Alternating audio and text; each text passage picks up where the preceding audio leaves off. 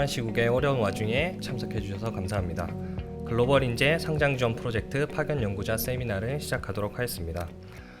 저는 먼저 그 파견 연구자 세미나의 시작과 저희 사업단의 소개를 맡은 고려대학교 기계학습 및 빅데이터 연구원의 김용호라고 합니다. 그럼 세미나 시작하도록 하겠습니다. 세미나의 목차는 다음과 같습니다. 먼저 저희 사업의 이제 소개를 먼저 하고 그 다음부터 이제 파견 연구자들의 성과 발표가 있고 그 다음에 이제 해외 파견 연구 발표, 그 다음에 이제 Q&A 및 이제 네트워킹 순으로 진행하도록 하겠습니다. 먼저 산업혁신 인재 성장 지원 사업을 소개하도록 하겠습니다. 사업 개요는 다음과 같습니다. 로봇 분야 미래 유망 기술 선점을 위해서 인재 양성을 목표로 하고 있는 사업이라고 알고 계시면 되겠습니다. 해당 사업은 단순히 인재 양성뿐만 아니라 해외 기관과의 협업을 통해서 공동 R&D를 목표로 하고 있습니다. 본 사업은 고려대학교가 주관으로서 참여기관 한양대학교 한국로봇산업협회의 컨소시엄으로 구성되고 총 미국, 덴마크, 독일 총 3개국의 11개 기관과의 공동 R&D를 진행하고 있습니다. 추진 배경에 대해서 설명을 드리겠습니다. 잘 아시다시피 현재 로봇 산업은 글로벌 기술 경쟁이 치열한 상황입니다. 글로벌 기술 경쟁이 치열한 상황 속에서 해외 선진국들은 전문 인력 육성을 통해서 기술 격차를 벌리고 있습니다. 따라서 세계 최고 수준의 연구기관 및 대학과의 연구 협력을 통한 기술 추격과 글로벌 전문 인력 양성을 통한 일자리 창출 및 신성장 동력을 극대화하기 위해 본 사업을 추진하였습니다. 먼저 고려대와 협약된 기관들에 대해서 설명을 드리도록 하겠습니다. 고려대는 AI 및 로봇 지능 관련해서 공동 R&D를 진행하고 있으며 주요 협약 기관으로는 MIT의 미디어랩, 시세일, 그다음 존스 홉킨스 대학의 비전랩과 센터 폴 랭귀지 앤드 스피치 프로세싱 랩이 있습니다. 또한 하버드와 MIT가 공동으로 설립한 연구기관인 브로드 인스티튜트가 있으며 노스캐롤라이나 A&T 주립대학교도 최근에 협약기관으로서 참여를 하였습니다. 다음은 한양대입니다. 한양대에서는 휴머노이드 분야의 세계적인 연구를 선구하고 있는 데니스 홍 교수님의 UCLA 대학 데니스 홍 교수님의 로보틱스 앤 메커니즘 랩이 참여하고 있습니다. 다음은 한국로봇산업협회와 협약된 기관들입니다. 협동로봇에서 글로벌 기술을 선도하고 있는 덴마크의 오덴세 로보틱스와 덴마크 공과대학교, 또한 덴마크 남부대학, 올보르 대학이 있습니다. 또 최근에 자브라라는 기업과 독일의 프라운호퍼 연구소를 새로운 협약기관으로서 추가하게 되었습니다. 먼저 고려대학교의 기관별 프로젝트 수행 계획에 대해서 설명을 드리도록 하겠습니다. 고려대학교는 인간 친화형 로봇과 메디컬 로보틱스, 다자간 협업용 로봇을 주로 이번 사업의 프로젝트로서 진행을 하고 있습니다. 대표적인 세부 프로젝트로서는 생체 신호 처리 및 분석을 위한 로봇 소프트웨어 연구가 있으며 현재 브로드 인스티튜트와 협약하여 연구를 진행하고 있습니다. 1차 연도에서는 대표적으로 지능형 센서, 메디컬 로보틱스 플랫폼 등을 개발하며 2차 연도에서는 로봇을 활용한 생체 신호 처리 및 고도화, 메디컬 로보틱스 소프트웨어 고도화 연구 등을 진행하고 마지막 3차 연도에서는 서지컬과 넌 서지컬 로봇의 데이터 분석 및 식별 기능 향상 연구라든지 아니면 자연어 처리 연구 등을 진행할 예정입니다. 해당 연구는 대표적인 세부 프로젝트 내용이므로 앞서서 소개해드렸던 협약된 기관과의 다른 프로젝트도 공동적으로 진행하고 있습니다. 다음은 한양대학교입니다. 한양대학교는 UCLA와의 협업을 통해서 이족 보행법 연구와 위치인식 기술 개발 연구를 진행하고 있습니다. 대표적인 세부 프로젝트 내용으로는 인공지능 이족 보행 휴머노이드 로봇 보행 기술이며 1차 년도에는 인공지능 이족 보행 휴머노이드 보행 기술을 고도화하고 2차 년도에 인공지능 이족 보행 휴머노이드 로봇 인지 능력을 향상시키며 3차 년도에는 인공지능 이족 보행 휴머노이드의 로봇의 인간 상호작용 기술을 개발할 예정입니다. 다음은 한국로봇산업협회입니다. 로봇산업협회는 산업용 협동 로봇, AI 로보틱스 연계 기술, 물류 로봇, 로봇 시스템을 주로 프로젝트로 선정을 하여 공동 연구 중에 있습니다. 대표적인 세부 프로젝트로는 산업용 협동 로봇 시스템 관련 프로젝트를 수행할 것이며 1차 연도에는 로보틱스 머신러닝 및 빅데이터 접목 신소재 개발 연구, 2차 연도에는 로보틱스 머신러닝 및 빅데이터 접목 신소재 개발 연구, 3차 연도에는 로보틱스 머신러닝 및 빅데이터 접목 신소재 개발 연구를 수행할 예정입니다. 한국로봇산업협회도 마찬가지로 앞서 소개드렸던 다른 협약된 기관과의 다양한 공동 연구를 추진 중에 있습니다. 다음은 파견 연구자 채용 개요입니다. 저희 사업단에서는 매년 일정의 선발 인원들을 선발하여 협약된 해외 기관으로서 파견을 지원하고 해당 연구원들은 협약된 기관과의 공동 연구를 진행하고 있습니다. 2011년도의 경우에서는 총 13명의 해외 파견 연구자를 선발할 예정입니다.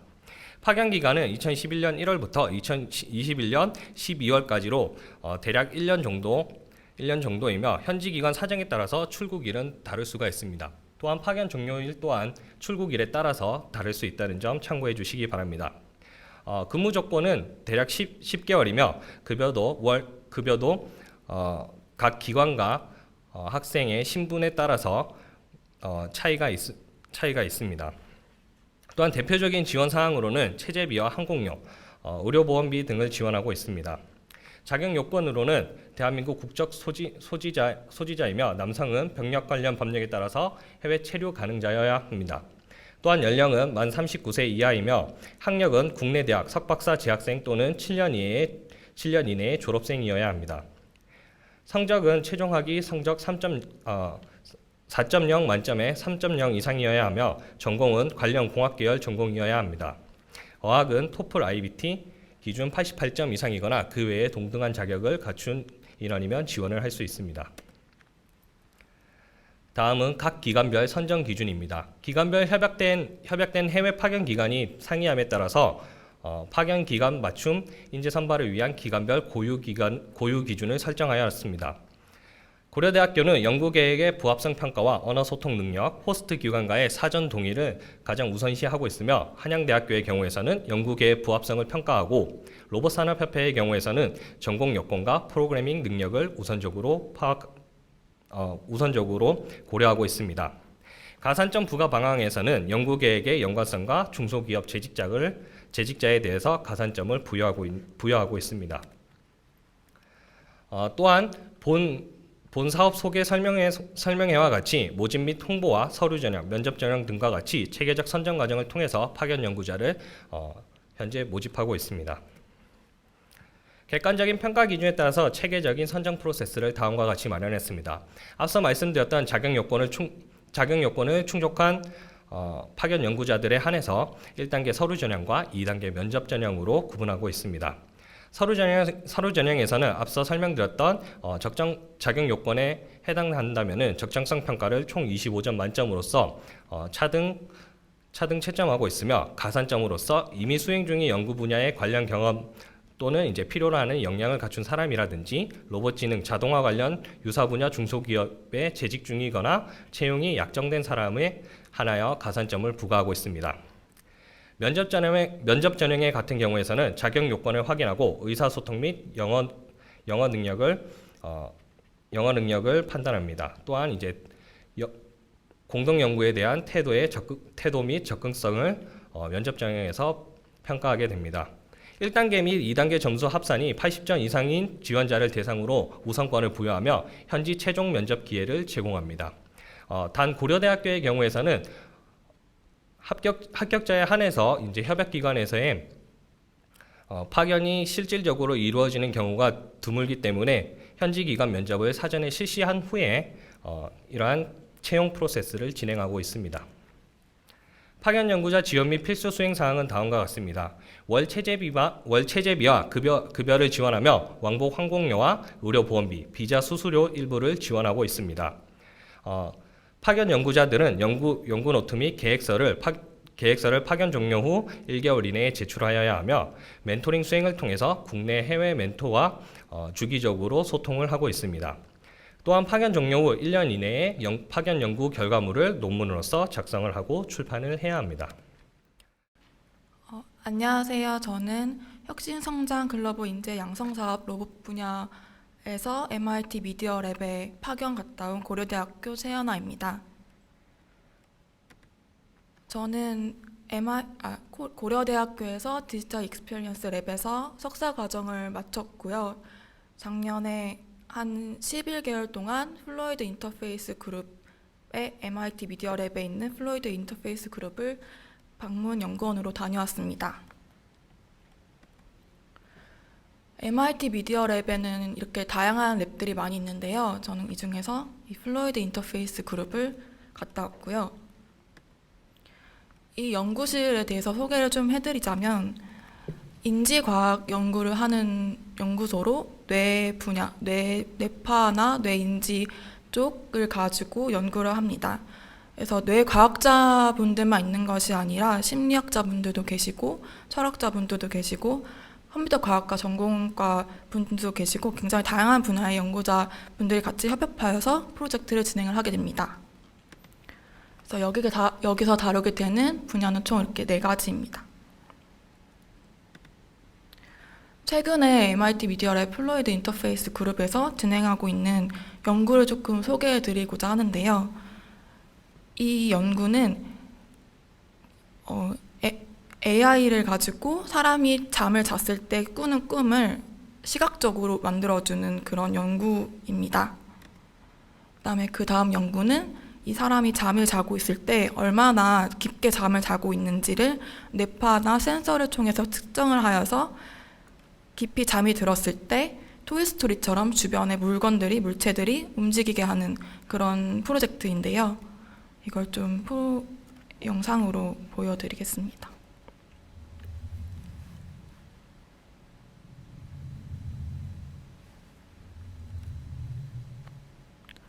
이런 식으로 손에 센서를 달고요.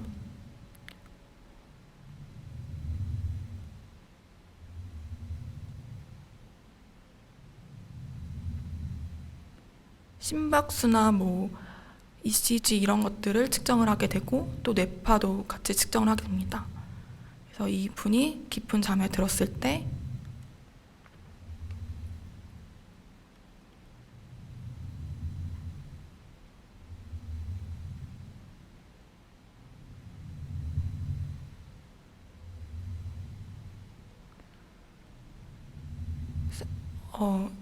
와이어리스로 연결된 물체들이 이렇게 하나씩 깨어나게 됩니다. 진정한 토이스토리를 만든 거죠.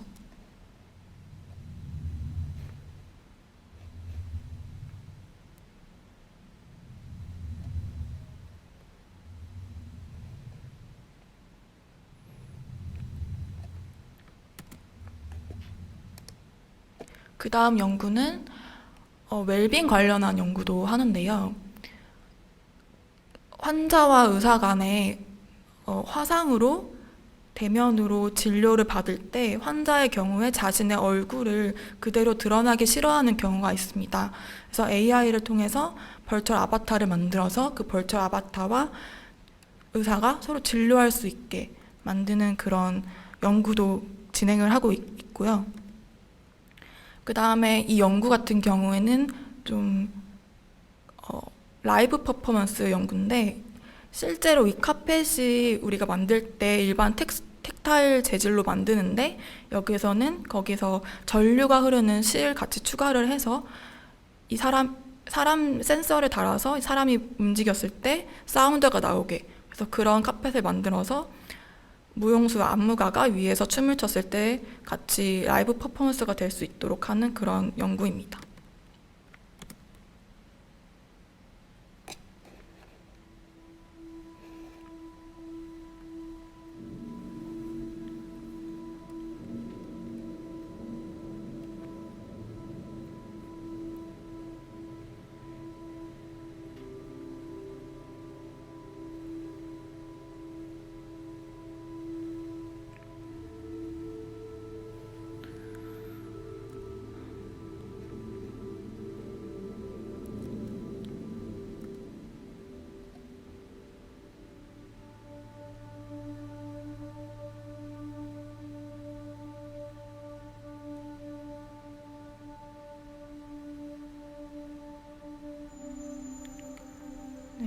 손에 다 센서가 있기 때문에 이 사람이 어느 위치에 있는지 다 파악을 하고 이거를 미디로 다 연결을 해서 사운드로 만드는 작업을 한 작품입니다.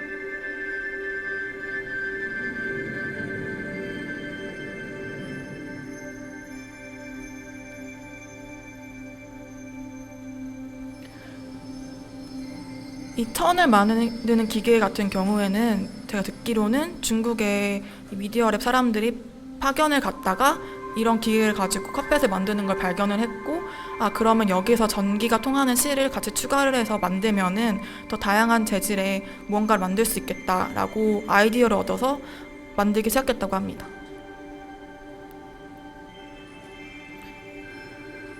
지금 이게 전류가 통하는 실이고요. 이게 파란색은 일반 실입니다. 이렇게 만드는 과정을 영상으로 제작을 하신 거고, 그 다음엔 저는 작년에 어떤 연구를 했는지 좀 간략하게 설명을 해드리려고 합니다. 저는 이 연구실에서 EEG 뇌파 데이터를 바탕으로 머신러닝을 통해서 학습을 시켜서 이 사람의 뇌가 실제로 정상인지 아닌지를 구별을 하고 그것을 사운드로 만드는 과정을 거쳤습니다. 왜냐하면 뇌파 같은 경우에는 병원에서 실제 진료를 볼 때 시각화를 해서 이러한 왼쪽 같은 데이터를 바탕으로 진료를 하는데, 이거를 사운드로 만들어서 서로가 다른 거를 판단을 한다면 더 직관적이고 좋을 거다라고 생각을 해서 이런 프로젝트를 진행하게 되었고요. 그래서 저 같은 경우에는 머신러닝 통해서 데이터를 추출해내고 이거를 톤JS라는 자바스크립트를 통해서 오실리레이터라든지 인스트루먼트나 이런 다양한 사운드를 통해서 음악을 만들어내는 걸 하였습니다. 그래서 샘플을 하나 들려드리겠습니다. 이게 일반적인 사람의 뇌의 경우의 사운드고요.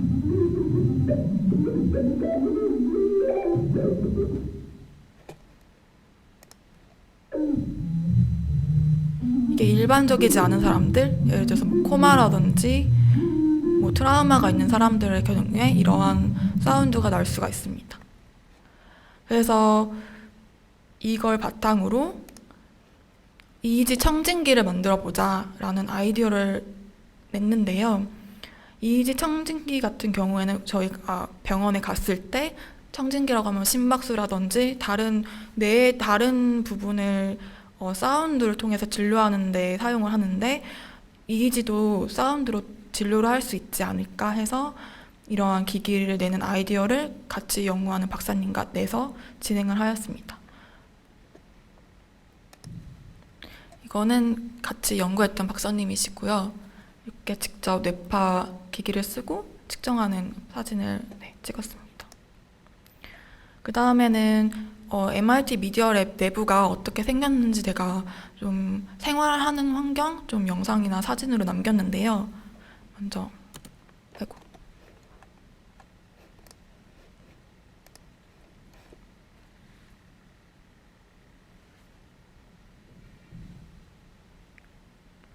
이런 식으로 내부를 보시면 조금 끊기는데 모든 게 다 통유리로 되어 있고 연구실마다 다 계단으로 연결되어 있습니다.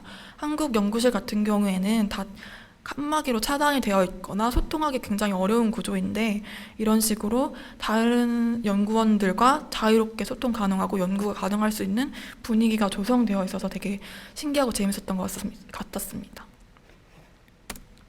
그리고 여기서 되게 재밌는 문화가 있는데요. 금요일마다 6층, 제일 높은 층에서 페스티벌을 합니다. 그래서 이때도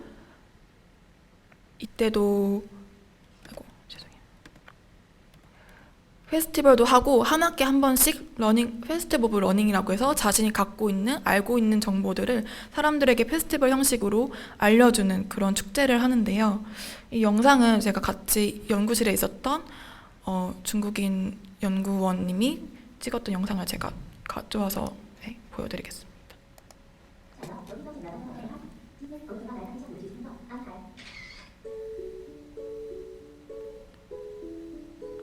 이게 되게 어려운 거를 가르치는 게 아니라 뭐 댄스 이런 것도 가르치고 악기를 어떻게 다루는지도 알려주고 파스타를 만드는 법도 알려주고 굉장히 재밌는 것들을 같이 공유를 합니다. 이러면서 자연스럽게 서로 커뮤니케이션이 굉장히 잘 되는 그런 문화인 것 같습니다.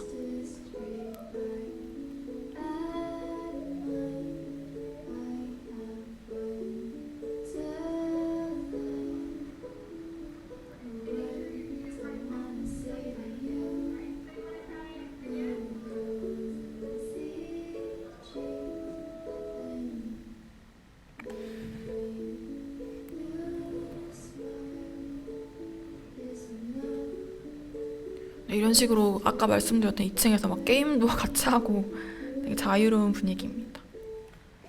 그리고 잠시만요. 전체 화면이 깨졌네.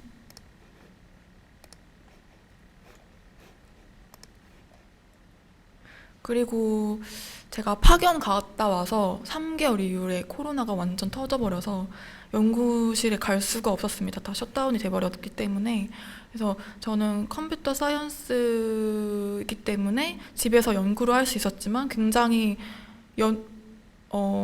경험에 있어서 한계가 많았다고 생각을 합니다. 그래서 개인적으로 미디어 랩에서 하는 원더보트라는 프로젝트를 신청해서 줌으로 미국의 아이들에게 줌으로 뭐 재밌는 교육 같은 거 알려주는 그런 프로젝트도 참여를 해서 진행을 했습니다. 그래서 제가 가르친 애기들은 이 2명 자매인데요. 이 친구들한테 뭐 잡채 만드는 법도 알려주고 뭐 한국 화장하는 법도 알려주고 이 친구가 되게 좋아하는 그런 것들을 파악을 해서 같이 교육을 진행을 했기도 했습니다. 그리고 이건 제 연구실에 있었던 비스팅 연구원들이랑 같이 점심시간마다 밥 먹으면서 얘기했던 건데요. 저고 중국인 언니, 일본인 오빠 네, 이렇게 다 있었습니다. 네, 이런 식으로 같이 얘기했고 여기는 제가 미디어 랩에서 연구했던 자리입니다. 그래서 위에서 바라본 제 모습이고요. 그리고 옆에 찰스강이 있어서 되게 자유롭게 찰스강 가서 이렇게 보트도 탈 수 있고 분위기가 되게 좋았습니다. 강도 있고 다리도 있고 네. 산도 많이 다녔습니다. 코로나 때문에. 그래서 현지 생활 및 느낀점을 좀 간략하게 설명드리면 우선 코로나 때문에 개인적으로는 너무 아쉽고 힘들었던 것 같습니다. 제가 경험할 수 있는 거에 비해서 많이 못 얻었다고 생각도 많이 들었기 때문에 아쉬웠는데 그럼에도 불구하고 원격으로 할 수 있는 다양한 활동들을 제가 많이 지원을 했었어요.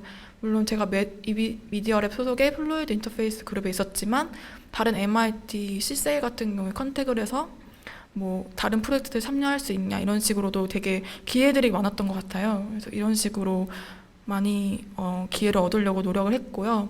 그리고 MIT 미디어 랩이 다른 MIT 뭐 연구소나 다른 학교 연구소와 다르게 다양한 분야의 연구원들, 다양한 백그라운드 가신 분들이 많았기 때문에 협업할 수 있는 기회가 굉장히 많았습니다. 그래서 그런 것들을 굉장히 뭐 강의라든지 이런 것들을 참여하면서 프로젝트 새로 뭐 같이 하자 이런 식으로 많이 협업할 수 있도록 노력을 했고요. 그리고 지금도 같이 비스팅 왔던 친구들하고 연락도 계속하고 현재 계시는 연구원님들하고도 연락을 계속 지속적으로 하고 있습니다. 그래서 이런 것도 저에게 큰 자산이 된 것 같고요. 그래서 제가 이 미디어랩에 가기 전부터 미디어랩을 굉장히 가고 싶고 선망의 대학교였는데 이렇게 좋은 기회를 통해서 갔다 올 수 있어서 제 인생의 전환점이었다고 네, 말씀드릴 수 있을 것 같고 이 경험 바탕으로 계속 이렇게 지속적으로 다양한 분야의 사람들과 협업하여서 연구도 하고 네, 전시도 하고 이런 식으로 개인적으로 진행을 하고 있는데요. 그래서 이번 연도에 이런 식으로 전시나 공연 같은 것도 같이 진행을 하게 되었습니다. 그래서 저에게 되게 뜻깊은 경험이었고 이런 기회를 주셔서 정말 감사합니다. 네, 감사합니다. 한양대학교 그리고 UCLA 연구 성과 발표를 시작하겠습니다. 저는 한양대학교 대학원 융합로봇시스템학과 히어로즈 연구실 소속의 박사과정 천영훈 연구원입니다.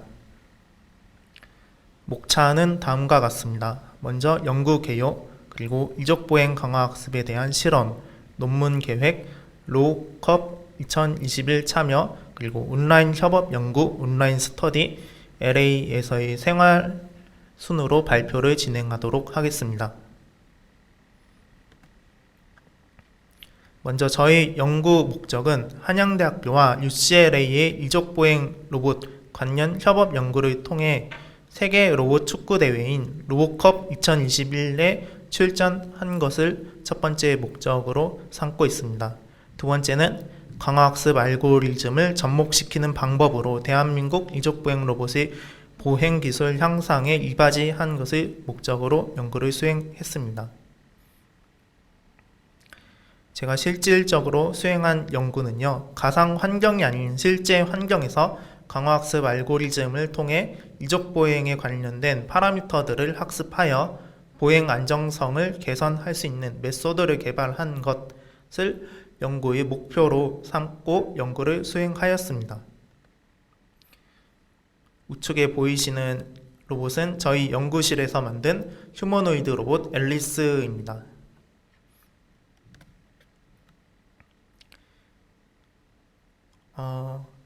제가 UCLA에서 실험했던 내용에 대해 소개해 드리겠습니다.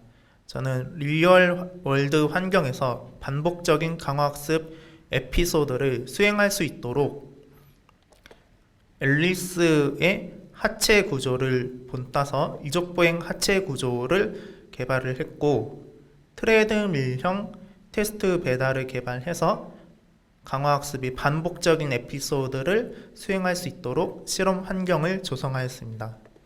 소프트웨어적으로는요, 강화학습 알고리즘으로 로봇 제어와 같은 복잡하고 연속적인 환경에서도 학습이 용이한 Deep Deterministic Policy Gradient라는 알고리즘, 메소드를 사용했습니다. DDPG라고 합니다. 그림을 보시면 위쪽 그림은 제가 동료와 함께 개발한 테스트 베드의 그림이고요. 아래쪽은 실험에 사용한 소프트웨어의 스트럭처라고 보시면 되겠습니다. 실험 내용입니다. 테스트 베드를 통해 리얼 월드 환경에서 반복적으로 보행 동작을 수행을 하는데요. 두 걸음을 한 에피소드로 정의를 해서 이 에피소드를 300회 정도 반복을 했습니다. 이때 DDPG라는 강화학습 메소드를 통해서 학습을 수행하였고, 이적보행 로봇의 보행 안정성을 개선한 것을 목표로 학습을 수행하였습니다. 위쪽 그래프를 보시면은 제가 6개월 동안 진행하면서 그래프의 변화가 보여지는데요. 처음에는 이런 식으로 값이 굉장히 불규칙적이고 학습되지 않는 모습을 보이다가 점차 학습되고 수렴하는 그래프를 얻을 수 있었고요. 최종적으로 무게추가 없는 경우, 그러니까 테스트 베드의 휴머노이드 로봇 하체 구조에 무게추가 없는 경우 16.71%, 그리고 무게추 1kg 무게추가 있는 경우 26.25%의 리워드 개선 결과가 있었고, 이는 학습되지 않는 상태에서부터 16.71% 그리고 26.25% 보행 안정성이 개선되었다는 것을 의미합니다. 이쪽이 리워드의 그래프인데요. 보시면은 우상향하고 있다는 것을 둘 다 확인할 수 있습니다. 이쪽은 ZMP 그래프고요. 레퍼런스 ZMP를 제대로 추적해 나가는 모습입니다. ZMP는 제로 모먼트 포인트라고 로봇의 발바닥에 ZMP가 정확히 위치해야 안정적이다라고 말할 수 있는데 추적을 잘하는 거 보니 굉장히 안정적이라고 판단할 수 있습니다. 이러한 실험 결과를 가지고 저는 DDPG Reinforcement Learning Experiment for Improving the Stability of Biped Walking of Humanoid Robots 란 제목으로 RAL Paper with ICRA 2022 컨퍼런스 옵션에다가 2021년 9월 9일에 논문을 투고를 했습니다. 여기 투고 준비라고 되어 있는데요. 투고를 이미 한 상태고요. 현재 리뷰 중에 있습니다. 이 그림이 제가 쓴 논문의 첫 번째 페이지 그림이고요. 후속 연구로는 같이 UCLA의 파견 간 동료와 함께 발가락 조인트가 있는 이족보행 로봇에 대한 연구를 후속으로 진행하고 있고 내년 1월 2022년 아일로스 2022에 투고할 예정입니다. 그 밖에 제가 로보컵 2021에 참가한 것을 목표로 하고 있다고 말씀을 드렸는데요. 로보컵 2021은 코비드-19 상황 때문에 가상 환경에서 진행이 되었는데요. 그에 따라서 저희 연구실에서는 실제 로봇을 그대로 가상으로 옮겨오는 작업을 수행하여 앨리스 로봇의 가상 모델을 개발을 하였고 가상의 시뮬레이터 중에 하나인 위봇 환경에서 2대의 어덜트 사이즈 휴머노이드 로봇인 앨리스를 통해 축구를 진행하여 2021년 6월 22일부터 28일까지 로보컵 2021년 세계 대회 본선 대회에 참가하였습니다. 한국 팀으로는 유일하게 참가하였습니다. UCLA에서 수행한 내용들입니다. 저는 10월부터 3월까지 파견이었는데요. 10월에서 12월까지는 온라인으로만 한국에서 원격으로 협업을 수행했는데 굉장히 코로나가 심각한 상황이었기 때문에 3개월은 한국에서 수행을 하였고 3개월은 파견을 갔는데 파견지에서도 계속 연구실이 폐쇄되었기 때문에 온라인 멘토링을 수행을 하였습니다. 그림을 보시면은 이분이 UCLA의 데니스 옹 교수님이시죠. 굉장히 유명하신 분이고요. 이쪽에 있으신 분이 안민성 박사님이고 저희 멘토로 함께 해주신 분입니다. 이분은 저와 함께 파견을 간 글로벌 과제 동료분이시고요. 그렇게 해서 파견 후에는 주 1회 꾸준히 UCLA 온라인 랩 미팅도 수행하였고 멘토님과 회의하는 시간도 가졌습니다. 그리고 파견지에서 로보컵에 대한 워크숍을 수행하였고 위봇 시뮬레이터에 대한 튜토리얼 워크숍이라거나 아니면은 로봇 개발에 대한 교류를 다양하게 수행하였습니다. 파견지에서 온라인으로 한국에 있는 히어로즈 연구실, 저희 연구실 내부 자체적인 온라인 알고리즘 스터디를 주관하여서 주 1회씩 진행을 하였고 소프트웨어 디자인 패턴에 대한 스터디도 연구실 멤버들과 함께 주 1회 온라인으로 진행을 하였습니다. 마지막으로 정리를 하자면은 처음 경험한 타지에서 오래 지낸 생활이었는데요. 멘토님과 많은 분들의 도움으로 보람찬 LA 생활을 보낼 수 있었습니다. 다만 코비드-19 상황이 굉장히 심각한 상태에서 갔기 때문에 외부 활동이 상당히 제한되었었고요. 대부분의 연구 활동을 온라인으로 진행하게 되어서 많은 아쉬움이 있는 부분이었는데요.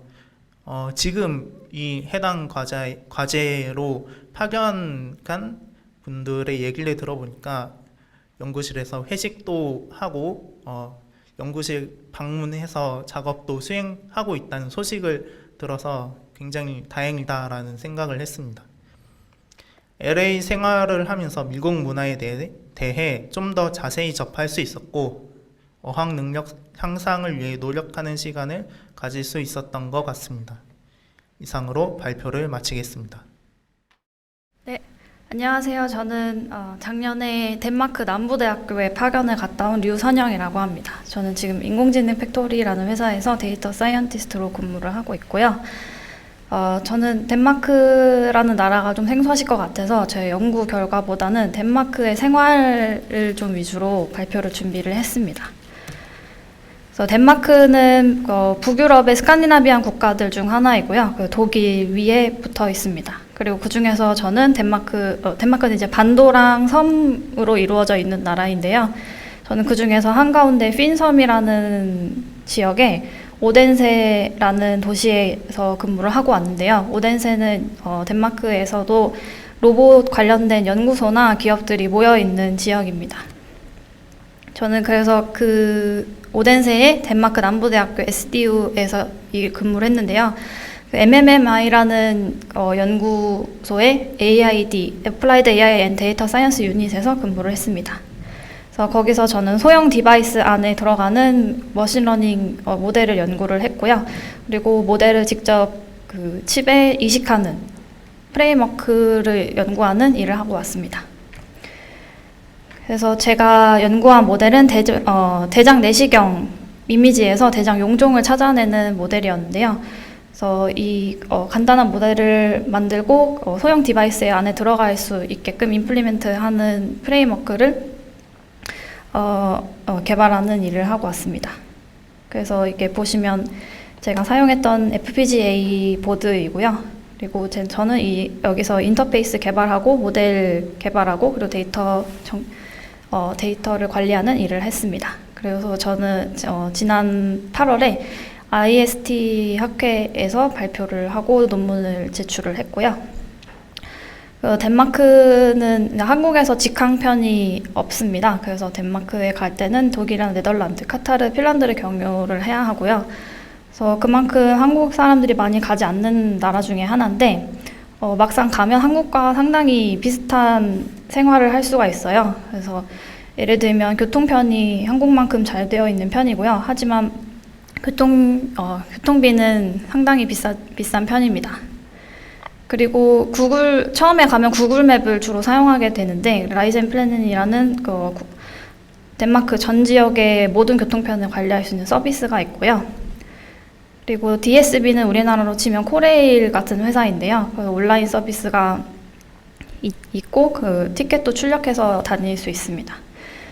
그리고 네, 정도로 하고 덴마크에서 이제 파견을 가시면 집을 구하셔야 할 텐데 집을 구하는 게 생각보다 쉽지가 않아요. 그래서 특히 가구가 마련되어 있는 집은 정말 거의 없어서 만약에 누가 가구 있는 집을 구해주셨다면 그 집을 이용하시는 것을 추천드리고요. 그 온라인으로도 구할 수가 있는데 직방 같은 서비스가 잘 되어 있습니다. 근데 그 중에서도 이제 저희는 외국인이라서 영어로 의사소통을 해야 하는데 덴마크 사람들은 영어를 굉장히 잘 쓰는 편이에요. 근데 그럼에도 불구하고 이제 메시지를 영어로 보내면 답장이 잘 안 오는 경우가 많기 때문에 서투더라도 구글 트랜스레이션을 사용해서 덴마크어로 연락을 보내면 그나마 답장을 잘 받을 수 있습니다. 그리고 하나 팁을 드리면 대규모로 레노베이션을 하거나 새로 지은 아파트들이 있어요. 그런 곳에서는 오픈하우스라는 이벤트를 하니까 거기에서는 집을 좀 쉽게 구할 수 있는 편입니다. 그리고 얼마 전에 덴마크에 파견 가시는 분들이랑 얘기를 하면서 이제 생활 팁을 이렇게 나누다 보니까 제가 핸드폰에 덴마크에서 살면서 사용했던 어플들을 위주로 이제 설명을 드렸더니 팁을 나누기가 좀 편하더라고요. 그래서 제 핸드폰에서 캡처한 이 어플들을 설명을 좀 해드리면서 생활 팁을 공유를 하도록 하겠습니다. 여기 보시면 이제 공공 서비스 관련된 어플들인데요. 덴마크는 전산화가 굉장히 잘 되어 있고 국가에서 모든 국민의 데이터를 관리하는 특이한 나라이기 때문에 또 전산화가 굉장히 잘 되어 있습니다. 그래서 넴아이디는 우리나라로 치면 공인인증서 같은 역할을 하는 서비스인데요. 네, 최근에 넴아이디 말고 다른 서비스를 새로 만들어서 그 서비스로 옮겨가는 중이라고 합니다. 그리고 모바일 뱅크도 굉장히 잘 되어 있는 편이고, 그 모바일페이라는 서비스가 있는데 우리나라로 치면 이제 카카오페이나 토스 같은 어플인데 덴마크에서는 모바일페이 하나밖에 없습니다. 그리고 이복스는 정부에서 주는 메시지를 모두 관리할 수 있는 어플이고요. 그다음에 작년에는 저는 코로나 락다운이 심각할 때 파견을 갔다 와서 이 어플을 많이 사용했는데요. 이제 건강 관련된 모든 정보를 이제 관리할 수 있는 어플입니다. 덴마크에서는 덴마크의 거주권을 얻으시면 덴마크에서는 모든 의료 서비스가 무료인데요. 치과나 미용 관련된 거 말고는 외국인들도 모두 무료로 이용할 수 있습니다. 그래서 대신에 덴마크에서는 모든 국민의 의료 기록을 국가에서 관리를 합니다. 그래서 의료 관련된 디바이스들이나 아니면 연구에서 연구자들이 데이터를 얻기가 쉬운 편이고요. 그리고 이거는 볼트 앱이라는 어플인데 한국으로 치면 이제 배달 어플입니다. 그래서 근데 가장 많이 쓰는 배달 어플인데 배달료가 많이 비싸고 또 외식비 자체가 굉장히 비싸서 잘 사용을 하진 않습니다. 그래서 외식 문화가 별로 없고 대부분 집에서 요리를 직접 해서 먹는 문화입니다. 그리고 교통 관련 어플들인데요. 이제 덴마크 여기 보시면 수아피에치라는 어플이 있는데 덴마크는 자전거를 타고 있는 사람이 걸어 다니는 사람보다 많을 정도로 자전거를 많이 이용을 합니다. 덴마크에는 산이 또 없어요. 그래서 언덕이 없기 때문에 자전거를 쉽게 이용할 수 있는 편이고 저는 그 중에서도 자전거 장기 렌탈 서비스를 이용을 했습니다. 그래서 한 달에 3만 원에서 이바이크 같은 경우에는 한 8만 원 정도를 주면 원하는 기간만큼 자전거를 렌탈해서 쓸 수 있는 서비스고요. 그리고 일회용 그때그때 빌려서 쓰고 싶으면 돈키 리퍼블릭 같은 서비스가 있습니다. 그리고 거기에도 전기 스쿠터를 빌리는 티어 같은 서비스도 있고요. 그다음에 이것도 교통 관련 어플들인데요. 플릭스버스가 우리나라로 치면 이제 고속버스, 시외버스 같은 버스입니다. 그리고 라이젠 플랜은 아까 말씀드린 구글맵 같은 어플이고 아래에 보시는 오미오는 이제 덴마크는 섬이랑 반도로 이루어져 있지만 그래도 독일이랑 붙어 있어서 다른 나라로 기차로 이동을 할 수가 있습니다. 그래서 그 서비스를 예약할 수 있는 어플이고요. 그리고 보시면 여기 제가 이사를 중간에 한번 해서 트레일러를 빌렸었는데 그것도 굉장히 저렴한 가격에 트레일러를 빌릴 수 있는 서비스가 있습니다. 그리고 이 정도로 하고요. 덴마크에는 또 덴마크 하면은 휘게 문화를 빠뜨릴 수가 없는데요. 우리나라에는 한과 흥의 정서가 있다면 덴마크에는 휘게 문화가 있습니다. 그래서 어떤 한 단어로 번역하기는 어려운데 이렇게 보시는 것처럼 벽난로 앞에서 따뜻한 양말을 신고 있는 이런 정답고 편안한 분위기를 떠올리시면 될 것 같습니다. 그래서 저는 제가 휘게 하면 떠오르는 이미지를 가져와 봤고요. 그래서 다들 우리나라에서도 작년에 굉장히 유행을 했다고 들었는데 불멍이라고 하잖아요. 불을 보면서 그냥 아무 생각도 안 하고 있는 그런 식으로 이제 맥주를 마시면서 다 같이 보드게임을 하거나 아니면 그냥 담소를 나누는 그런 문화가 있습니다. 그래서 한국 분들이 처음에 가면 서울에 사시던 분들이 처음에 가면 굉장히 좀 지루해 할 수도 있다고 해요. 하지만 이제 적응이 되다 보면 굉장히 편안하고 즐겁게 생활할 수 있습니다. 그리고 운 좋게 저는 좀 인터내셔널한 그룹에 들어가서 덴마크인이 아예 없고 다 외국인들로 이루어진 랩에서 일을 하다가 왔는데요. 근데 그 중에서 교수님 두 분이 작년에 결혼을 하셔서 결혼식에도 다녀왔습니다. 덴마크에선 특이하게 결혼식에서 축하 의미로 쌀을 뿌리고요. 그리고 결혼식도 제 친구들만 그런 걸 수도 있는데 피로연을 그렇게 짧게 하지 않고 휘게 문화 특성답게 결혼식이 끝나고 나면 이제 밤 늦게까지 다 같이 술을 마시면서 아니면 얘기를 나누면서 노는 문화가 있습니다. 그리고 또 코로나 시국이라서 그 락다운 동안에는 많이 가진 못했는데요. 그 실내 스포츠 센터들이 굉장히 잘 되어 있어서 저희 팀 같은 경우에는 교수님들이 점심을 먹고 다 같이 러닝을 짧게 갔다 온다거나 아니면 클라이밍을 간다거나 하는 이런 스포츠 관련된 활동들을 많이 할 수 있었습니다. 그리고 이게 지금 파견을 주로 겨울에 가시잖아요. 그래서 파견을 겨울에 가시게 되면 덴마크는 크리스마스랑 뉴 이어스 이브를 굉장히 중요하게 생각하는데요. 이렇게 새해 첫날 12시가 되면 폭죽놀이를 하는 문화가 있습니다.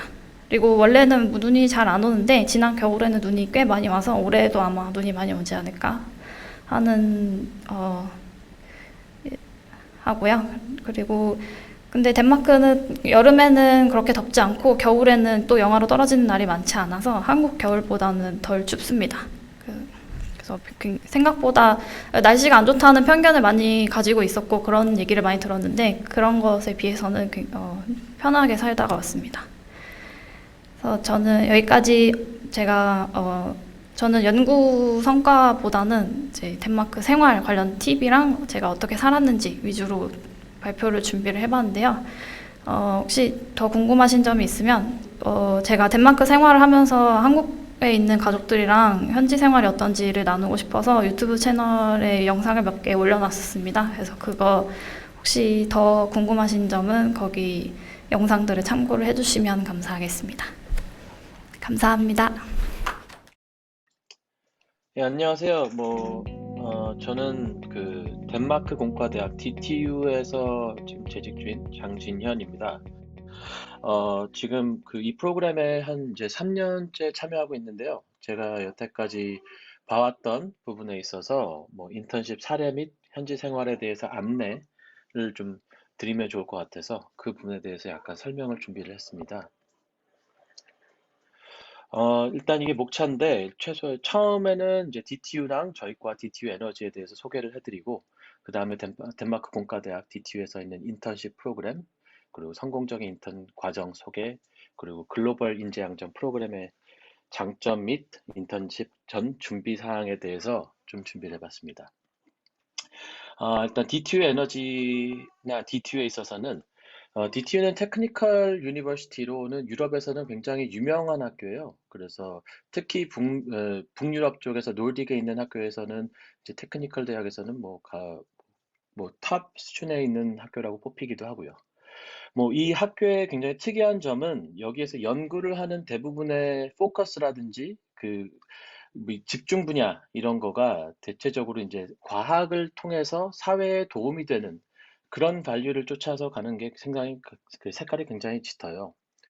그리고 또 특이한 점은 굉장히 많은 퍼블리케이션이 있는데 그 중에서 가장 많은 부분을 차지하고 있는 것들이 다른 유니버시티랑 다른 연구기관이랑 코워크를 해가지고 연구를 발표한 경우가 굉장히 많거든요.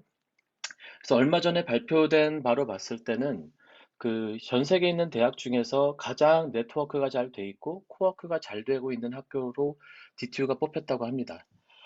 가장 많이 콜라보레이션을 하는 학교 중에서는 미국, 독일, 스웨덴, 영국 이런 나라들이 있고요. 한국에서도 특히 카이스트랑은 자매 결연이 잘 돼 있어서 콜라보레이션이 상당히 많다고 합니다. 학생에 있어서는 테크니컬 유니버시티인데도 여자 비율이 상당히 높고요. 여기 배칠러, 마스터 이렇게 학생들이 있는데요. 그 중에서 꽤 많은 부분이 이제 인터내셔널 스튜던트들이 많아요. 그래서 지금 현재 99개국 정도에서 모인 학생들이 꽤 많이 비율을 차지하고 있고요. 여기서 이제 특이한 점은 여기 배칠러, 마스터는 나왔는데 PhD가 여기 통계에 이렇게 많이 잡히지가 않거든요. 그 이유는 PhD 학생이 될 때부터는 이제 어느 정도 직원으로 카운트를 합니다. 이제 학생으로만 보는 게 아니라. 그래서 학생 쪽 복지가 상당히 잘 되어 있고요.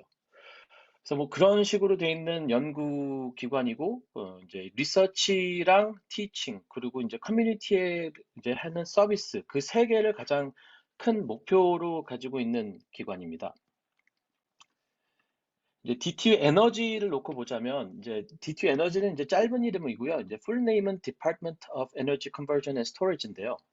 이게 되게 특이한 과여서 이게 전체 이제 에너지 스토리지랑 컨버전, 배터리 이런 쪽 관련된 연구를 이제 주로 하는 과예요. 200명 정도, 이렇게 그때 뭐 때에 따라 다르지만 뭐 대체적으로 200에서 300명 사이의 스태프로 이제 왔다 갔다 하는데요.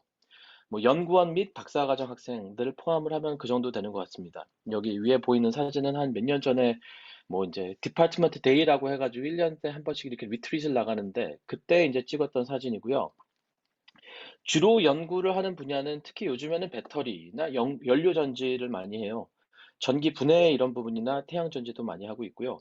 그래서 에너지에 관련된 부분은 이제 어지간한 부분에 있어서는 다 이제 연구를 한다고 볼 수 있습니다. 저희 과가 좀 특이한 부분은 이제 요 딱 그 세 개의 여기 돌아가는 그림이 이제 저희 과의 전체 프로세스를 되게 이제 많이 표현을 하는 건데 신소재 개발에서부터 이제 개발을 해서 그 공정 이제 만드는 거에서 그리고 그거를 이제 캐릭터라이제이션해서 분석하고 그리고 또 시뮬레이션으로 모델링을 하는 전체 프로세스를 그 같은 과 안에서 다 동시다발적으로 이뤄서 콜라보레이션을 많이 하는 걸로 그런 프로세스를 굉장히 많이 해요. 그래서 전체 뭐 시뮬레이션, 프리딕션, 그리고 만들고, 그리고 다시 검증을 하고, 그런 것까지 다 전체 안에서 해서 배터리 쪽, 특히 소재 개발에 있어서는 이제 굉장히 유명한 과죠. 근데 이 과 안에서도 이제 여러 개의 섹션이 있는데, 제가 속해 있는 섹션은 Section for Autonomous Materials Discovery라 그래서 자동으로 이제 자동화하여서 그 신소재를 개발을 하고 이제 찾아내는 그런 게 포커스가 지금 돼 있는 섹션이에요. 그래서 이 프로그램 취지랑은 상당히 잘 맞는 게 이제 컴퓨터 시뮬레이션과 실험과 로봇, AI를 전체 다 결합을 해서 배터리 신소재를 개발을 하는 게 주된 포커스로 돼 있는 그룹이고 이 섹션이라고 하면은 어떻게 보면 생소하실 수도 있는데 같은 한 과에 있으면은 이제 과 안에서 또 섹션이 나뉩니다. 그래서 한 섹션에는 교수는 한 4명에서 5명 정도의 교수가 한 섹션에 포함이 되고 그리고 그 교수 밑에 이제 각 그룹 뭐 포닥에서부터 박사과정 학생 그렇게까지 다 하면은 한 30명 정도에서 40명 정도 되는 그룹이 이제 하나의 섹션을 이루는데 그 섹션이 나눠져 있는 건 이런 식으로 하나의 테마가 주어지는데 이제 제가 이제 속한 테마는 자동화해서 이제 새 소재를 개발을 하는 거 쪽에 있고요. 근데 특히 뭐 여러 가지 펀딩이 있는데 그 펀딩은 이제 뭐 인더스트리가 스폰서를 하는 펀딩도 있고 그리고 이제 대부분은 이제 유로피안 프로젝트를 통해서 차세대 배터리 연구를 해요. 뭐 리튬 아이온 배터리를 많이들 생각을 하시는데 지금 연구 쪽에서는 물론 리튬 아이온에 대한 뭐 라이프라든지 에너지 덴시티를 높이는 연구도 많이 하지만 이제 저희가 더 많이 하는 연구는 이제 차세대 배터리, 이제 리튬 아이온이 끝난 후에 아니면 그 이후에 그 차세대의 배터리는 어떤 게 나올까? 상용화가 되려면 필요한 연구들, 그런 것들을 하는데, 지금 뭐 여러 가지 프로젝트가 있지만, 뭐 그 중에서 뭐 테크놀로지 트랙으로 놓고 보자면은, 뭐 메탈 에어 배터리도 있고, 매그니슘 아이온 배터리, 뭐 알루미늄 설퍼, 이런 배터리가 지금 많이 진행이 되고 있는 프로젝트들이에요. 그중에서 가장 큰 플래그십이라 그러면은 이제 오른쪽 그림에 있는데, 그 요즘에 그 유럽 자체에서 뭐 배터리 2030 플러스라는 전체 이니셔티브가 있고 그 안에서 가장 큰 프로젝트가 빅맵이라고 하는데 이게 배터리 인터페이스 지놈 매터리얼 액셀러레이션 플랫폼이라고 해서 그 여기서 지금 추진하는 프로젝트 중에선 가장 큰 프로젝트여서 지금 참여하는 나라와 기관들이 상당히 많습니다. 근데 이거 전체 코디네이트를 하는 게 이제 저희 그룹에서 하고 있고요. 이 프로젝트가 한 이제 10년 정도 되는 프로젝트가 될 것 같은데, 이거에 대한 뭐 하이라이트 그림 같은 사진 같은 거를 보여드리자면, 지금 왼쪽에 있는 거는 지금 배터리 공정하는 거에서 이제 자동화를 해서 이제 여기 로버트 암 보이시죠? 그래서 그런 거를 통해서 이제 하이 throughput experimentation이라고 해서 하나하나 만들고 이제 테스트를 하는데 이제 오래 걸리는 과정을 이제 뭐 보통 사람이 실험을 할 때 속도보다 뭐 100배 내지는 1000배 더 이제 속도를 가속화해서 그거를 이제 테스트하고 옆에 오른쪽에 보면 QR 코드 같은 게 있어서 자동으로 이제 샘플을 컬렉트를 하고 메저먼트 한 다음에 데이터베이스에 들어가고 이제 그런 식으로 돼 있는 이제 신소재 개발을 어떻게 하면은 자동화하고 자동화해서 이제 신소재 개발을 더 이제 가속화할까? 이제 그게 이제 저희의 가장 주된 포커스인 것 같습니다. 그래서 이렇게 인턴십으로 저희 그룹에 온다라고 했을 때 이게 이제 티피컬하게 돌아가는 이제 인턴십 진행 과정을 놓고 보면요. 일단 제일 먼저 뭐 지원을 하신 후에 인터뷰 프로세스가 있고 그 다음에 이제 거기에서 이제 성공적으로 인터뷰를 마친 분들께는 오퍼가 나가게 돼요.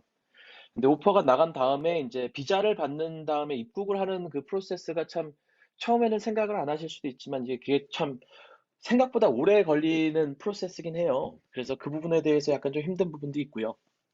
그래서 그렇게 그 입국을 하시게 되면은 이제 현지 생활 환경에 대한 결정이랑 학교 생활 적응을 하시게 되는데 여기에서 좀 어떻게 팁을 드리자고 하면은 특히 코펜하겐 같은 경우에는 사실 집을 구하는 게 상당히 쉽지가 않습니다. 뭐 코로나 때문에 오히려 이제 다행으로 쉬워진 부분이 있는데 그 전에는 정말 뭐 인턴십이라든지 뭐 직장을 구해서 오는 것보다 여기 직장을 구한 후에 집을 구하는 게 더 힘들다라고 말을 할 정도로 이제 상당히 집을 구하는 게 오래 걸리고 힘들어서 고생을 많이 하는데요.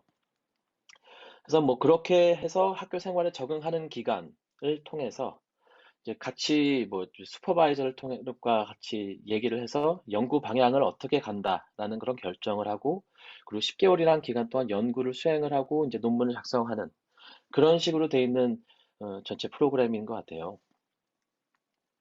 그래서 저희 그룹으로 오신다라고 하면은 이제 뭐 물론 뭐 이제 그룹마다 다 그 연구를 하는 토픽은 다르겠지만 저희 그룹으로 오실 경우에는 이제 이런 대체적으로 한 4개 정도의 카테고리 안에서 하나를 선택을 하든 아니면 한 2개 정도에서 맞물리는 프로젝트를 받게 되는데 첫 번째는 이제 합성 로봇을 이제 프로그래밍을 해서 컨트롤을 해서 이제 배터리의 어떤 소재를 테스팅을 할 것인가, 뭐 전극 전해질 뭐 이런 식으로 있을 때 그런 거에 대한 컴포지션을 어떻게 바꾸고 거기에 대한 거를 어떻게 컨트롤을 할 건가 그런 쪽에 대한 연구를 하실 수도 있고 그리고 이런 로봇에서 나오는 데이터들을 이제 머신러닝 기반 최적화 모델 같은 거에 이제 주입을 해서 어떻게 배터리의 퍼포먼스를 극대화시킬 수 있을까 그런 연구를 할 수도 있고요.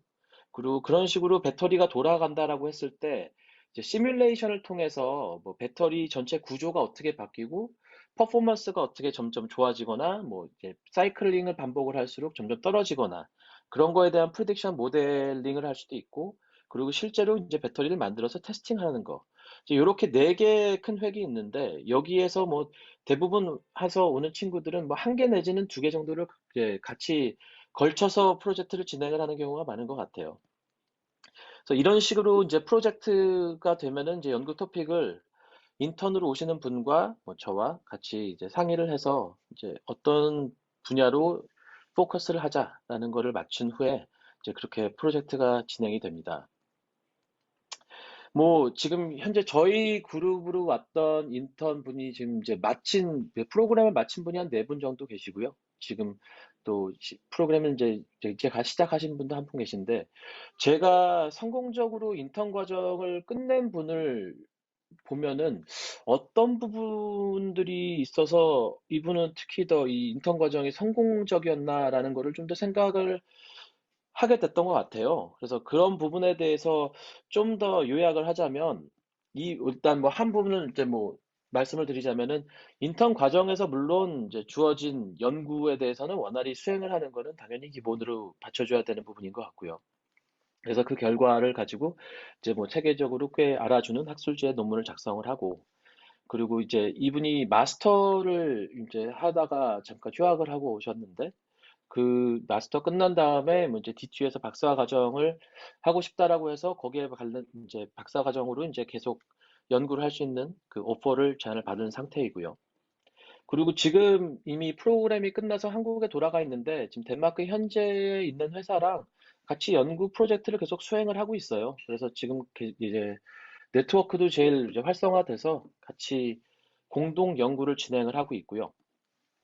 근데 이건 뭐 결과적으로 나와서 이러이러했다라는 서머리인데 제가 봤던 부분을 보면은 이분이 연구를 하고 이 안에서 사회에서 성공을 할 수 있었던 것 중에서 큰 역할을 했다라는 부분이 그 이 안에서 이제 같이 팀워크랑 그 같이 콜라보를 잘했던 것 같아요.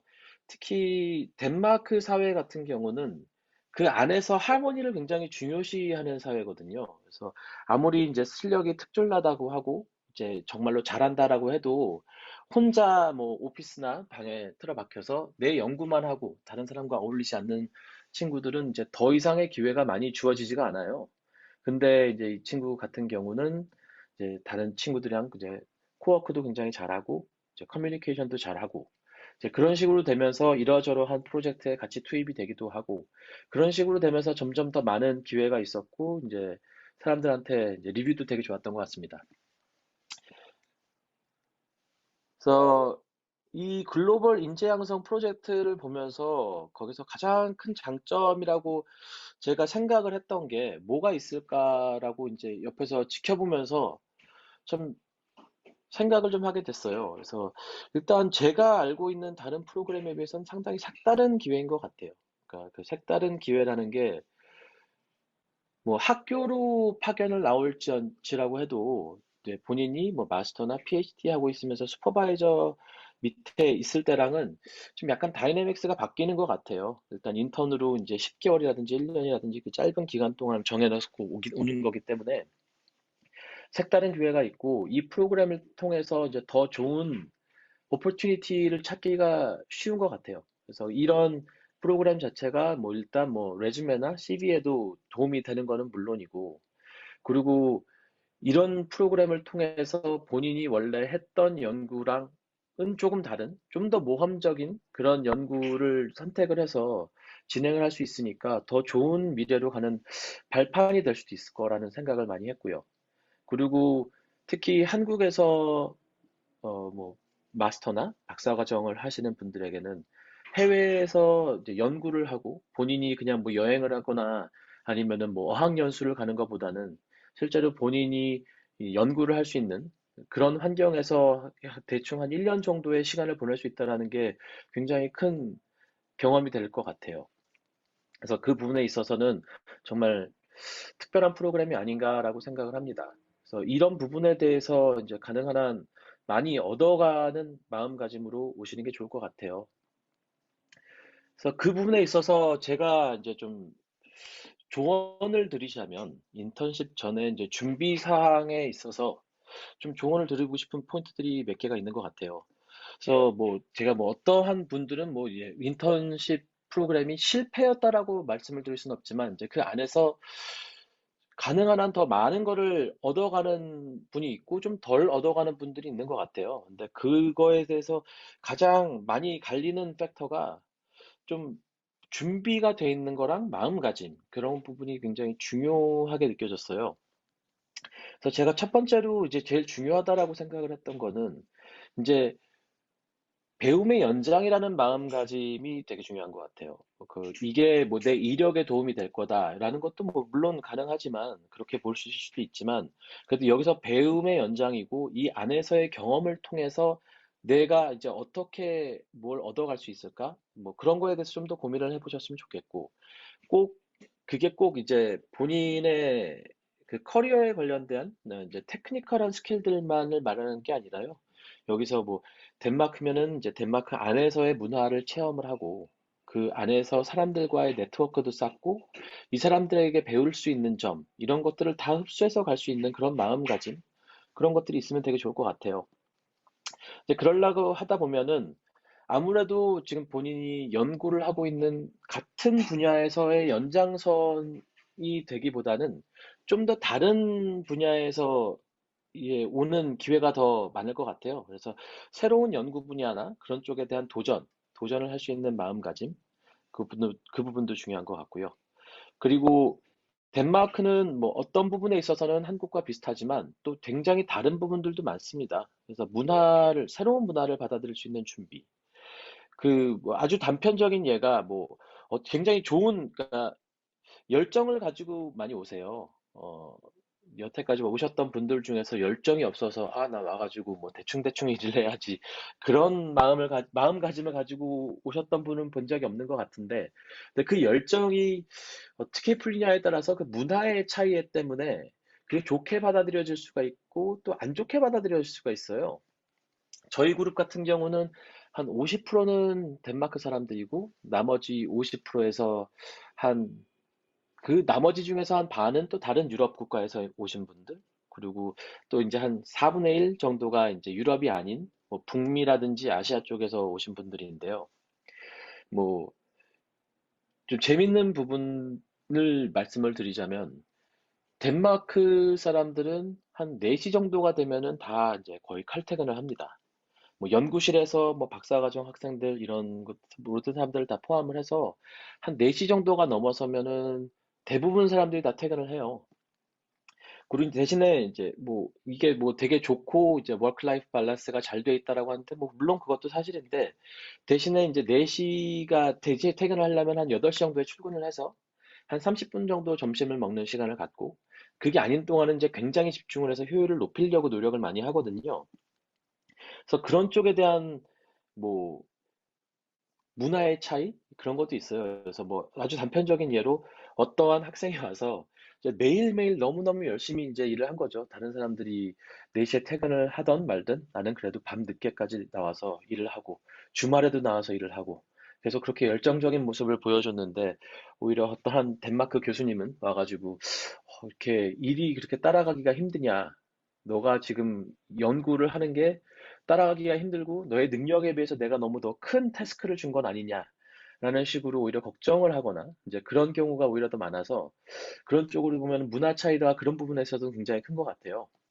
그래서 제가 학생들한테 이제 권하는 거는 열심히 일하다 그렇게 하다가 주위에 있는 친구들이 뭐 같이 우리 뭐 맥주나 한잔 할까라고 한 4시 정도나 3시 정도나 와서 그런 식으로 말을 할 때는, 뭐 할 일이 있어도 그냥 내일 와서 하면 되는 거니까 언제든지 그냥 자리 박차고 나가서 같이 즐기기도 해라. 계속 그런 식으로 얘기를 하는데, 그런 부분이 이쪽 사회에서는 팀 빌딩을 하는 데 있어서는 상당히 중요한 것 같아요. 뭐 그런 맥락에 있어서는 혹시 뭐 영어 그 회화가 부족하다라고 하시면은 준비 과정에 있어서 그 부분은 꼭 필요하다고 생각을 해요. 그 여기에서는 이제 팀워크가 중요하고 그 안에서 문화에서 받아들여져서 그 안에서 소속이 되는 게 되게 중요하다라고 느끼는 문화이기 때문에 커뮤니케이션이 안 되면은 그거를 좀 차고 들어가기가 힘듭니다. 그래서 뭐 토익이나 토플 공부를 하는 게 아니라 실제로 이제 회화 그런 공부를 해서 좀 준비를 해 오시면은 많이 도움이 될 것 같고요. 그리고 막상 인턴 생활을 하러 오셨을 때는 어, 이게 열정이 과해서 좀 약간 안타깝게 잘 안 되는 부분들이 좀 있어요. 인턴 기간 중에서 여러 가지를 해보고 싶다라고 해서 뭐 예를 들어서 영어 공부도 하고 뭐 다른 스킬이라든지 뭐 다른 논문 아니면 한국에서 휴학을 하지 않고 뭐 과목을 또 듣고 싶다라든지 그런 식으로 이 기간을 최대한 뽑아보겠다라는 열정이 과한 분들을 보면 오히려 그 인턴 기간 중에서 뭐 덴마크 안에서 경험할 수 있고 배울 수 있는 부분에만 집중을 한 친구들에 비해서 오히려 아웃풋이 좋지가 않았던 것 같아요, 결과가. 그래서 제가 이제 당부하는 거는, 그러니까 무조건 뭐 인턴 기간에서 와서 있는 동안에 여기 집중해서 일만 해라가 아니라요.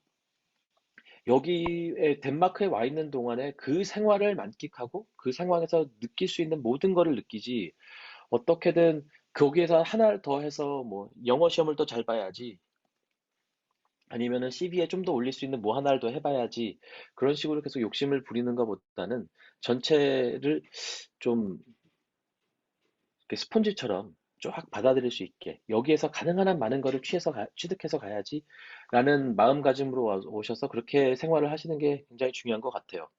그래서 그런 부분에 있어서는 아까도 언급을 했지만 팀 멤버들과의 교류와 이제 정말로 친구가 되는 거죠. 같이 일을 하는 친구들과. 그래서 그렇게 친구들과 교류를 많이 하고 일을 하다가 같이 나가야 될 일이 있으면 나가서 같이 맥주도 마시고 식사도 하고 주말에도 같이 어울리고 그런 식으로 되는 환경이 잘 이루어져 있거든요. 그래서 그래서 그런 식으로 되는 어프로치도 되게 좋은 것 같고요. 그리고 덴마크식의 삶을 체험을 하는 거, 같이 4시에 퇴근도 해보고, 여기는 금요일, 저희 과만 해도 금요일 정도만 되면은 그 디파트먼트 프라이데이 바라고 해서 한 3시 정도부터 이제 사람들이, 학생들과 포닥들이 하는 일을 모두 다 내려놓고 저희 건물 꼭대기층에 뷰가 제일 좋은 데 가면은 거기서부터는 이제 막 맥주를 자기네들끼리 막 팔고 막 마시고 보드게임을 하는 걸로 계속 이제 시작을 하는데, 참 희한한 부분인 게 저희 과에서 그거를 이제 어프로브를 해주면서 딱 내걸었던 룰이 그거예요. 술을 마시고 다시 일하러 돌아오지 마라 그러면. 어떻게 보면 되게 의아한 거잖아요. 그러니까 뭐 술을 마시는 건 좋은데 그래도 일을 해야 된다가 아니라, 술을 마셨으면은 그냥 술 마시고 놀고 이제 즐겁게 이제 집에 가지, 다시 일하러 돌아오지 말아라라는 게 딱 룰로 정해져 있거든요. 그래서 그런 덴마크식의 마인드, 그런 삶을 같이 체험을 해보시는 것도 되게 좋을 것 같고, 한국과는 그런 부분에서는 굉장히 다르니까 그런 양쪽의 삶을 경험을 해보다 보면은 그 양쪽의 장단점이 다 같이 보일 거라고 생각을 해요. 그래서 그렇게 되면은 아무래도 보는 이제 시각이 더 넓어지니까 그런 부분도 되게 좋을 것 같고요. 제가 또 추천을 하는 게, 뭐 여기 덴마크 같은 경우는 한인 과학인 협회라는 것도 있고 다른 클럽 활동이 있는데, 거기에 꼭 들어가서 활동을 하라고 해요.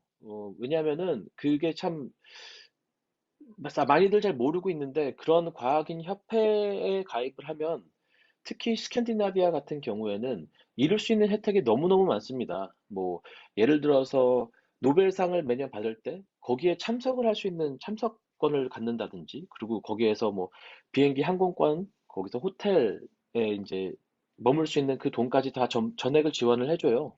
그래서 거기에 가입을 해서 내가 가고 싶습니다라고 거의 말만 하면 되는 건데, 그거를 안 해서 아직 뭐 아직 자리가 있는데 더 없나요? 더 없나요? 라고 이렇게 이제 질문이 오고 가고 하는 거를 매년 반복을 하거든요. 그래서 그런 클럽 활동이라든지 협회에 가입을 해서 그런 식으로 네트워크를 하는 것도 상당히 중요한 것 같아요. 그러다 보면은 다른 친구들도 만나게 되고 또 다른 교수님들도 그렇게 통해서 알게 되고요. 그래서 그런 활동과 그런 생활을 하면서 좀 덴마크 안에서 누릴 수 있는 걸 가장 많이 누렸으면 좋겠다는 생각을 많이 합니다. 그리고 이제 여기서 준비하는 거라든지 여기서 생활을 할 때, 덴마크 특히 코펜하겐 같은 경우는 자전거를 타고 안 타고에 따라서 삶의 질과 삶의 스타일이 굉장히 많이 바뀌는 것 같아요. 그래서 도시 인프라스트럭처 자체가 자전거를 타고 다니는 거에 굉장히 최적화가 돼 있어서, 저는 언제나 이제 추천을 하는 게 자전거를 무조건 사든 빌리든 그렇게 해서 버스 타지 말고 어지간하면 자전거 타고 생활을 해라라고 말을 하는데, 그렇게 하면 아무래도 만족도가 더 많이 높은 것 같으니 자전거를 혹시 잘 못하시면 자전거 타는 걸 연습을 좀 하셔서 덴마크에서 자전거를 타고 다니는 거, 그런 걸 좀 많이 추천을 합니다. 제가 준비한 프레젠테이션은 여기까지고요. 예, 뭐또 질문 있거나 뭐 혹시 덴마크 생활에 있어서 뭐 팁 그런 게 가이드라든지 그런 게 필요하시면은 언제든지 메일이나 메시지를 주시면은 제가 언제든지 답을 하도록 하겠습니다. 네, 감사합니다.